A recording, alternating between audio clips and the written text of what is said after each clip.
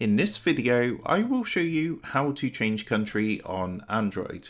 So let's jump straight into it. So in order to do this, the first thing you're going to want to do is open up the settings on your device. Now, once you're in your settings, you want to be looking for something related to region or country. If you do have a search icon or a search bar like myself, what you can do is use the search icon. From here, what you're going to want to do is put some keywords like, for example, country or region. So if I actually go ahead and type region, you can see we got some search results, and I'm going to press onto this one here. Now, of course, yours might look different. I'm currently using a Samsung phone, but if you're using like a different device, you might get something different come up. As you can see here, we've got the option for language and region. So if I actually press onto this, we can choose the language and region for our device. So what I can do from here is go ahead and select a different country or region from the available countries, just like so. What that's going to do is change the country for my Android device and of course the language as well. So that is how to change country on Android. With that being said, I hope this tutorial did help you out today. And if this did help you out, I would really appreciate it if you was to consider dropping down below the video,